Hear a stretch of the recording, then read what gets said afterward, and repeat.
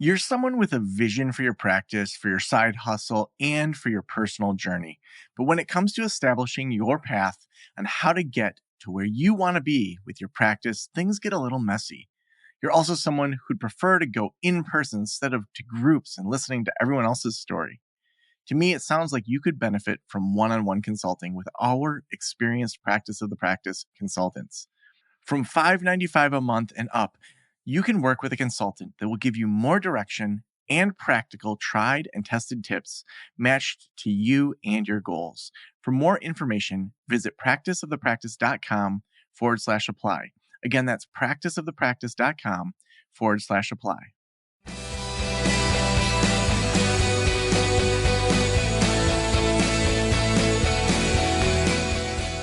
This is the Practice of the Practice podcast with Joe Sanok, session number 1228.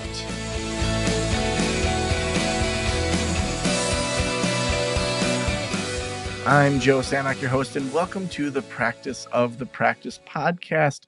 We absolutely love doing this show because we get to help you build a thriving private practice you absolutely love.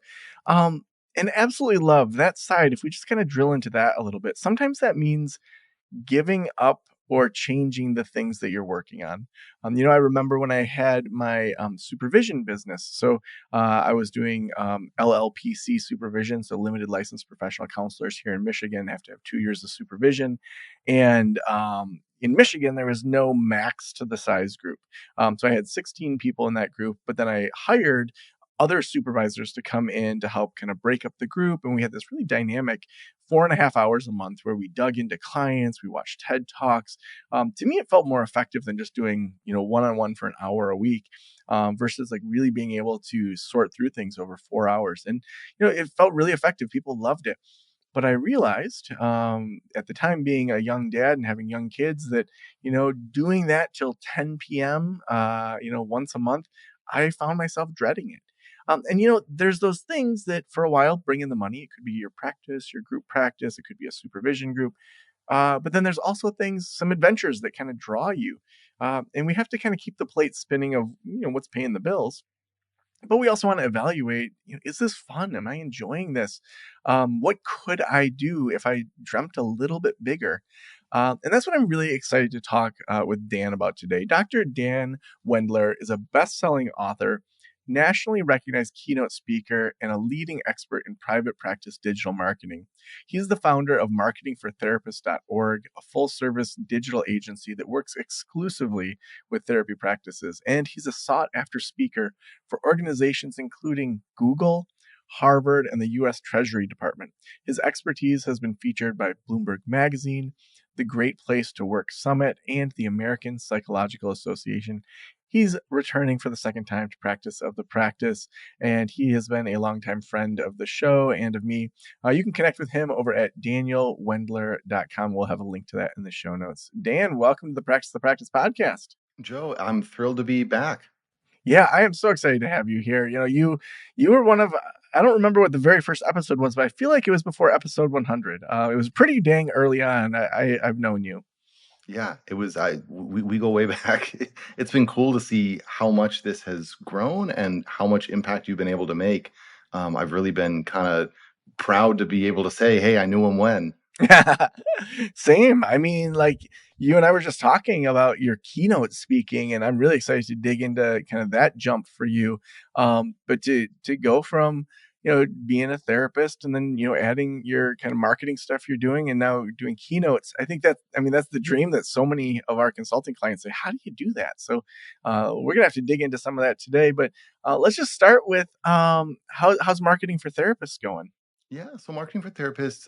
So when we first talked, I was a little grad student because I started it as a dorm room business, and it was sort of just me doing everything. I've now grown it to a team of about 10 people, and we really kind of provide the full suite of digital marketing services, kind of with the intention of being like, can I recruit people that both know the real best practices, so you're going to get quality work, but then also recruit people that know and understand and most importantly value the mission of therapy. So it's not just another job for them. It's not but they realize that when we get you a client, that's another person being served. That's another person whose life is maybe going to transform. And so I'm really proud of what's been able to be grown there. It's been a little bit of a challenge because as I've grown it, I've had to give more things away, had to learn how to delegate. And when something's your baby, there's some growing pains there. But I couldn't be more proud or thrilled of my team, and I feel like we still, like, honestly, I've got a lot of people that are better than I ever was, and that's one of the coolest things, to be like, the next version of this organization is helping people even more than I could on my own. Yeah. Now, I imagine helping therapists with marketing, and we're not going to have that be the main kind of thing of this episode, but I would love to hear, like, what are things right now that you're seeing this year work or not work for therapists? Like, are there things that have shifted that used to work that no longer are working as well, or new things that are working even better? Like, what's just a quick masterclass on marketing of what you're seeing in the market right now? Yeah. So I think that there's two quick thoughts that I would say. Um, I think one of the things that is not working very well is the uh, is a do-it-yourself approach that is just in the digital space. Like the days of, like, I'm going to throw a website together, I'm going to figure out how to do Google Ads on my own, I'm going to, like, read an article on SEO and then just kind of do that. Like, the field just continues to advance, and it's a little bit like, if Freud were to show up in the modern day and sit down and try to do modern therapy, like, it'd be very difficult to kind of catch up with everything that's been added. And so I see a lot of people that come to us because they're like, hey, I read some article or I took some master class, and I tried to do it myself, and I because it's so technical to know how to do SEO or ads or build a website according to modern best practices, for most people, they really struggle on it because that's sort of not you know, it's not their area of core strength, and they don't have the time to really learn how to do it. But then the untapped opportunity, the thing that really tends to work, but a lot of people don't think of, is the relationship building part of marketing. Because, I mean, as a therapist, right, like, you're probably pretty good at building relationships, but we don't think of it in that way. And so instead we say, oh, well, I gotta post on Facebook, I gotta build a logo, because think of that as marketing. But actually, if you can create these referral relationships, that tends to be one of the most powerful and effective things. But the key, and this won't be the main focus, but just briefly, the key is to not build referral relationships with other therapists, because they're mostly going to keep their clients for themselves, but to build referral relationships with other groups or professionals who you could really help or solve a problem for. Like, one of the best examples I've seen of this is a client that I worked with who was a specialist in grief. And so she figured out how to reach out to veterinary clinics and say, hey, it must be awful when a pet parent has to lose their pet, and they're grieving, and you as a vet, you don't, you're not trained for this, you don't know what to do, but I'm a specialist in grief, I know specifically about pet grief. If you can refer people over to me, then I can help them, and you'll have something to offer in those moments where somebody's in your office and they're really grieving. And that was tremendous for her practice. Didn't cost her a dime to do it, but because she figured out how to meet a need for somebody else and build a relationship, she was marketing in a lane that nobody else was thinking of. There was 100 different people in her area that were on Facebook, or trying to run their own Google ads, but nobody was thinking of actually building a relationship and reaching out and trying to meet a need with somebody who could refer to her. So that I think is the for right now, I think that's the untapped strategy that if you're not going to hire a professional to kind of do it for you, that's the biggest thing that you can do on your own. I love that. Now, when did you start thinking about wanting to do keynote speaking and kind of leveling up your speaker game? Yeah. So there's this old saying about what it means to go bankrupt, which is like, you go bankrupt slowly and then all at once. And I think that that's true of a lot of things in life, because my speaker journey, you could in some ways put it back, starting almost a decade ago, when I just sort of wanted to, get better at communication. And so I signed up for Toastmasters, I signed up for improv theater, and that led me to ultimately throw my name in the hat for a TEDx and be able to be accepted to share my story. And then when I started to see the response that I was getting, I was like, oh, this is something that I could really do. But for a number of years, like I would speak, but it would be, relatively small scale, right? Like I might have some nonprofit that wants me to come in and talk to, 10 teachers about, autism or mental health or something like that. But then over the last couple of years, I really, I think, tried to pivot into, I love the speaking, but how can I make it more of a part of my deepest professional impact? And also how can I allow there to be, some income attached to this so that I really can justify putting in the time and effort to make this as effective as it possibly could be. And so I think that the pivot that I did, I think it was two things. One is that I I uh, I came out co-authored with my best friend Kyler. We put out a book on neurodiversity and the myth of normal that was actually commissioned through Audible. But that, I think, the process of writing a book didn't just, I think, really credential me as an expert, but it also forced me to sit down and think a lot about my ideas and what I wanted to say. And so then it gave me, I think, a story that I could bring to organizations to say, hey, this is why I'm able to really help you. And it gave me something to offer that wasn't surface level, wasn't something that I thought of 5 minutes before, but that was valuable in a way that I think was uncommon for them. And so that allowed. I wanna Go ahead, pause right sorry. there because I think that in writing a book, I totally agree with you that the process of structuring what you're gonna say, but also what you're not gonna say, like, you Hmm. have to leave out so many ideas, like, I imagine when it comes to productivity and slowing down and the 4-day work week, there's probably 5 more books I could have written, Hmm. but I didn't. Thursday is the new Friday had to be a certain length. And, for your book, same sort of thing where it's like deciding what you're going to put in, deciding what you're going to pull out, where you're going, what's the tone going to be. I think really does position you to do keynotes differently than someone that's not an author. Hmm. When you were going through that process, what was it like to decide what was in and what was out? Yeah, that's a great question. I think that the biggest question that I was trying to answer is how do I bring something new into this conversation? Because I certainly, wasn't the first person to think of the idea of neurodiversity. I wasn't even the first autistic person to be writing about autism and neurodiversity. So, sort of, what could I bring that was unique and valuable? And I think that if I was like somebody else has already said this, then I tried to set that aside. And then I think that the other thing that I thought about is like, I kind of imagined an audience, and in my case, um, the audience was really me. Like, if I, you know, earlier in my life when I knew less about myself, what would I really have wanted to know? And if something I think really resonated with that idea of the younger or the child Dan really needing to hear this, then I was like, well, then somebody else probably really needs to hear this. And that's the thing that's going to go in the book. And if I'm like, yeah, I wouldn't have cared, then maybe somebody else wouldn't have cared either. And I think yeah, that was a big part of what allowed me to focus in on the ideas that I think were the most resonant, which, yeah, I think also was part of why the speaking got such a big response. Yeah. So what were some of your first steps when you kinda started moving that direction? You write the book, Hmm.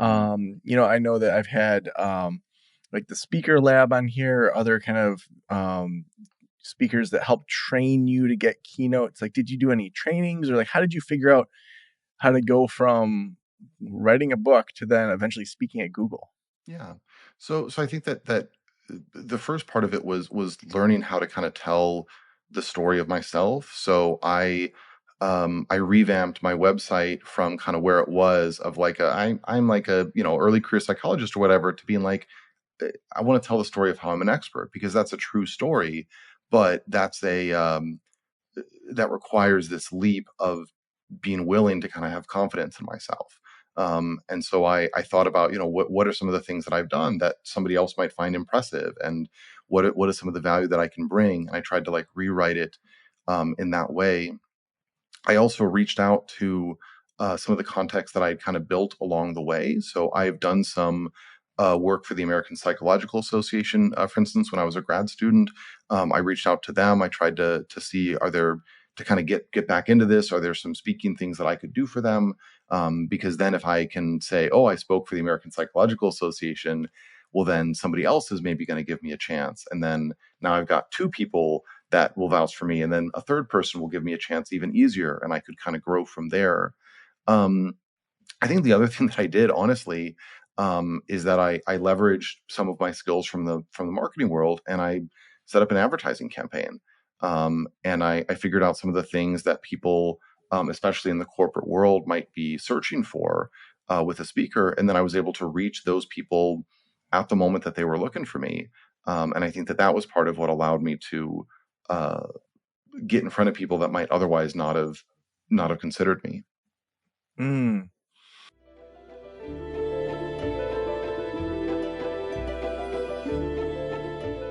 I'm so excited to introduce you to the best website designers out there. We have a brand new partnership with Session Sites. It is where good therapy meets brilliant design, and they get your website switched over or built in less than 2 weeks. They fine-tune your messaging, use science-backed user experience methodology, and work exclusively with mental health professionals. In fact, new clients right now are going to get 3 free therapy marketing strategy calls with their creative director of Session Sites if you book today.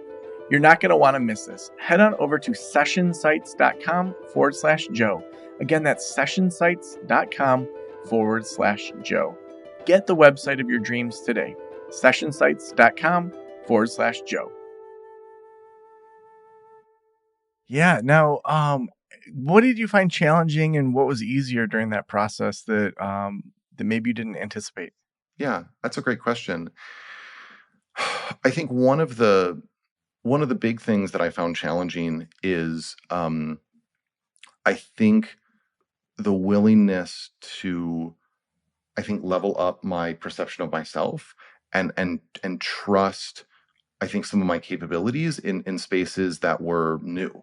Like there was one particular speaking engagement that I went to last year where they reached out to me, and it was one of the biggest audiences that I would ever speak for, and they're like, "Hey, our guest speaker was the musician Will I Am, who's going to be talking about his autism, or sorry, going to be talking about his ADHD. He had to leave last minute. Would you like to step into his place and take over?" And I'm like, oh my goodness, like, he's this like incredible musician, famous guy. Like, who am I to be able to go in and like speak in his place? And so then there was a temptation to like to say no, or to downplay that and be like, oh, like, I don't know if you really want me or whatever. But instead I was like, you know what, like, what an incredible possibility for impact. And that was the thing that I think encouraged me, was to be like, it's not about me, it's about my message, it's about the content that I could bring, and is there somebody there that I could really help and serve? And as I thought through it, the answer was yes. And so I took the gig, and I got a standing ovation.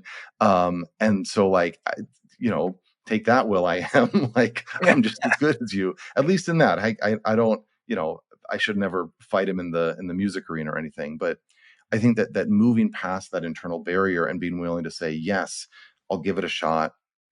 I think that was one of the major challenges. And then I think that the other major challenge was being willing to, I think, attune what I offer to sort of like the needs of the market.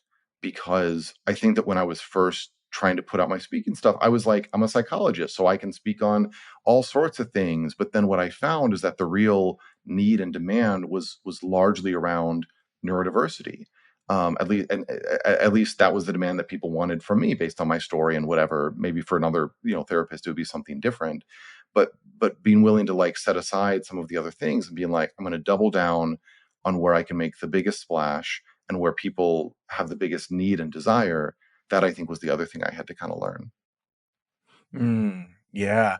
Now, that Will I Am situation, like, I feel like the negative self-talk a lot of people would have had, you probably really had to overcome that last minute thing. Hmm. But I feel like so often I hear from people that say, I was prepared and there was a last minute cancellation, and then I got a breakout session. And the 20 people that were in the breakout session that I said yes to at this conference I was at, not planning to speak at, loved it and told the conference planner, and the next year I was the keynote, or like things like Hmm. stories like that seem like just being prepared for the moment and saying yes. I was interviewing Daniel Pink, and Dan Pink is a great business author, and he was talking about how when he was interning at the White House, someone asked um, who had experience and was willing to write a speech for Al Gore about the environment. Hmm. And all these, interns from colleges, no one raised their hand. He raised his hand and he got the speech. And he had no idea what he was doing. He had never written a presidential or a vice presidential speech. He had never written a speech specifically on the environment, but he's like, no one else raised their hand. So I'm like, I'll try. And, it's like those moments when you say, yeah, I'm going to do my best and I'm going to try, and I'm going to try to be as prepared as possible, but also some of it's learning as you go. Hmm. And last minute, the adrenaline might help you, it might hurt you. It does seem like sometimes, that proceeding until apprehended can really be beneficial when you're looking to level up.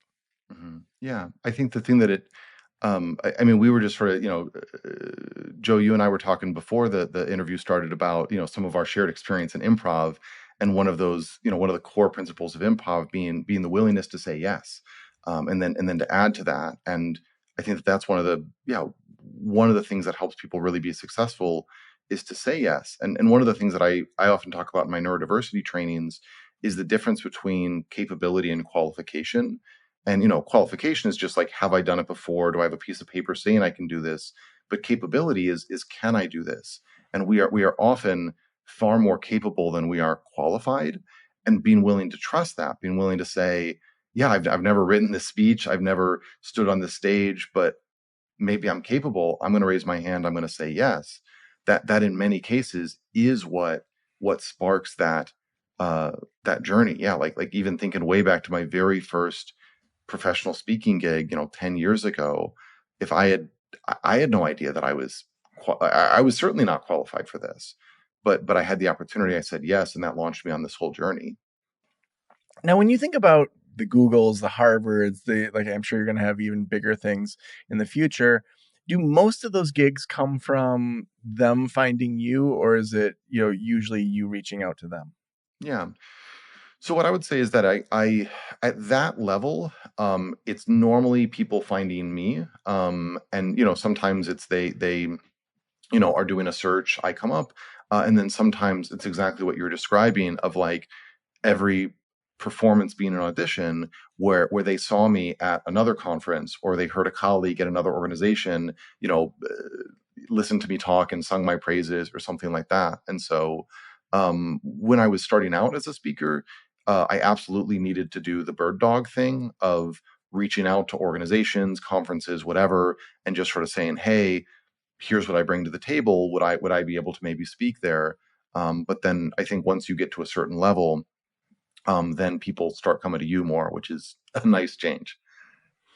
Mm, yeah, yeah. I think that that kind of in between time is where a lot of therapists struggle, because I Hmm. think maybe there's different phases, and you can tell me if you agree with these phases. I think there's like the phase of realizing what you're doing in sessions actually might have some value outside of the sessions. Hmm. It seems like the next phase is then determining how do I want to take what's happening in sessions and bring it to the world. Is that through Hmm. social media? Is that through e-courses? Is that through speaking? Is that a book? And then there's this, okay, now what? I want to be a public speaker. So I'm going to start over again and, go talk to Rotary locally when my Hmm. practice is thriving and I know I'm making X number of hundreds of dollars per hour. Um, as you went through that phase of kind of starting over, because you have the successful marketing company for therapists, Hmm. what has that looked like to, almost start a new business from scratch with some of this? Yeah, that's a great question. It's and I think that that's probably one of the bigger hurdles to get over is because we, as therapists, we've invested a lot of time, a lot of money into kind of gaining a strong expertise in something, right? Like, not that anybody ever feels completely confident in the therapy chair, but we get pretty good at it. At least hopefully we do. But then yeah, to reinvent, to be an amateur again, um, like that's a challenging thing because of how it's really an identity threat, right? Like who, who you are as a therapist, as a psychologist, as a counselor, but who are you if you're standing on stage at the Rotary Club and there's three people in the audience and one of them is your mom, right? Like, and so I think for myself, I think that there's two things that really helped with that. I think one part was again kind of going back to this idea of the mission and the impact. And I think a lot in terms of the power of one. Like if there's one person that I can impact with this, then it'll be worth it, right? Maybe there are three people in the Rotary Club, but maybe one of them, their life is going to be a little bit different because what I can bring, that's enough to kind of get me on stage and be willing to push through some of the initial challenges. Or I just started up a YouTube channel, I'm getting not a lot of views, that's bringing up a lot of anxiety.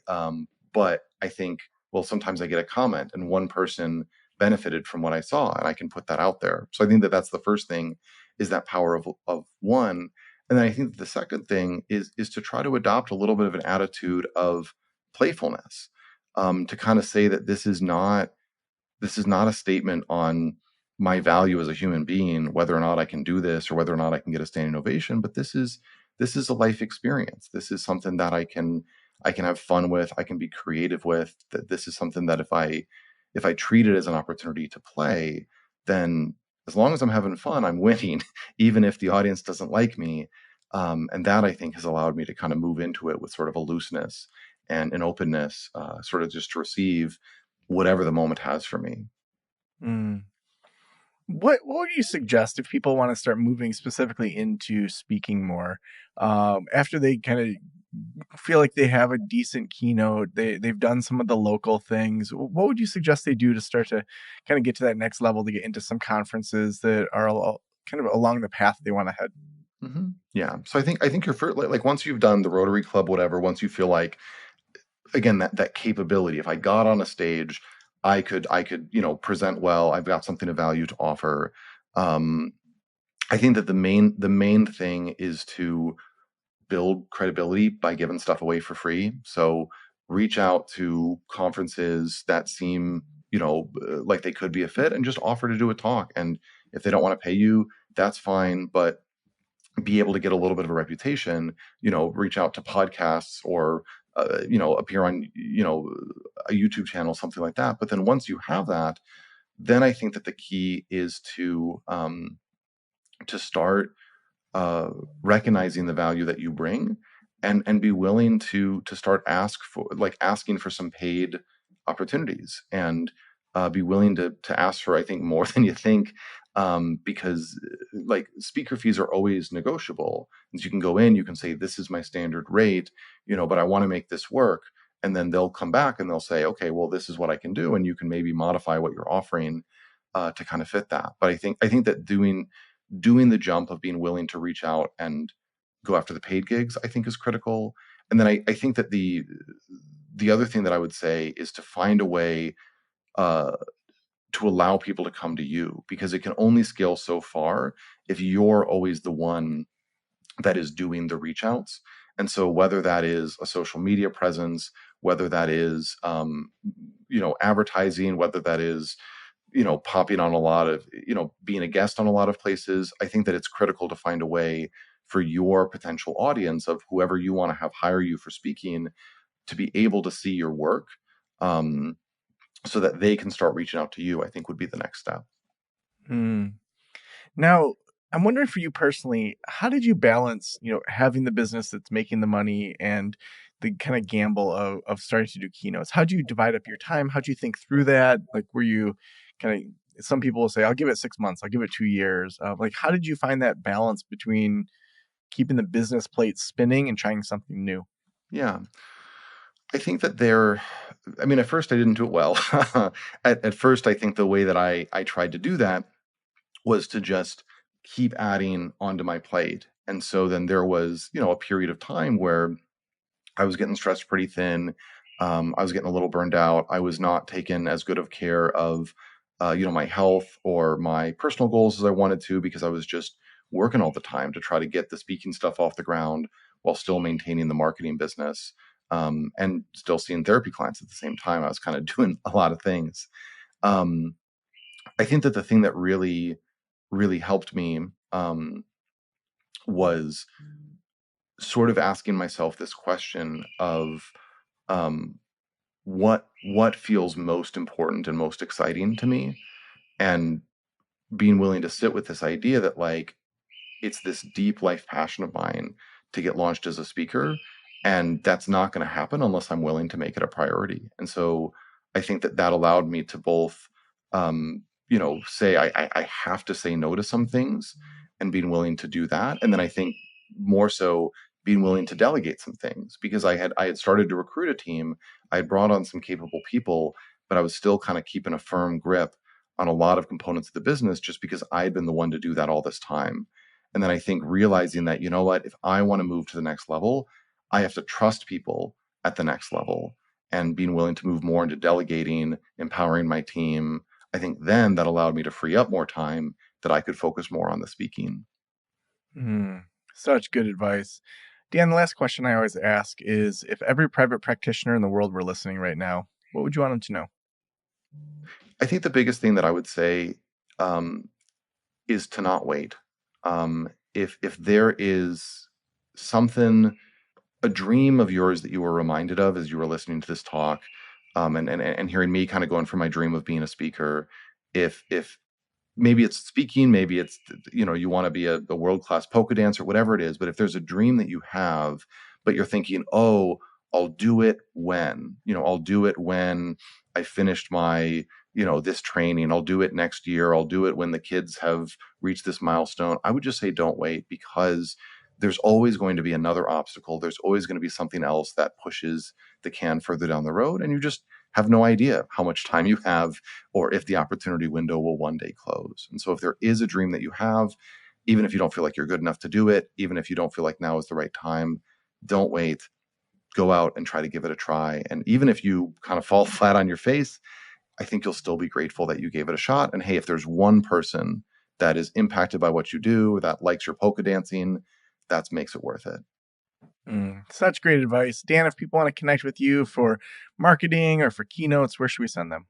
Yeah. So if they want to learn about marketing, marketingfortherapists.org has all the info about what my team and I can offer. And then if you go to danielwendler.com, you can learn about my speaking, my writing, follow my little YouTube channel that's just getting started. And if there's any questions that people have coming out of this episode, if they send an email through the contact form, I always try to respond to those personally. So awesome. Thank you so much for being on the show today. Thank you for having me.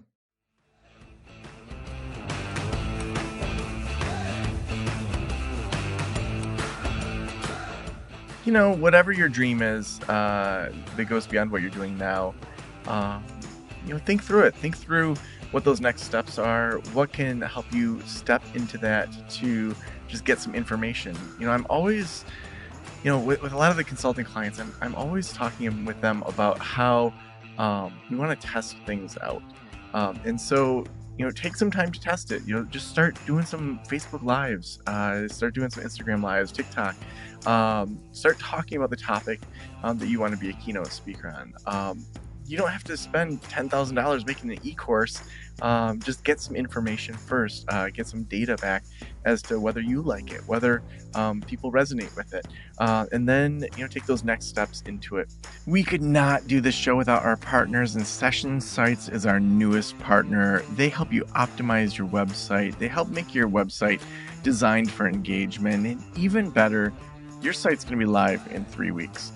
So whether you haven't touched it in years or you're starting from scratch, they have an awesome deal going on. Just head on over to sessionsites.com/Joe. Again, that's sessionsites.com/Joe to get that website that you absolutely deserve. Thank you so much for letting me into your ears and into your brain. Have a great day. I'll talk to you soon.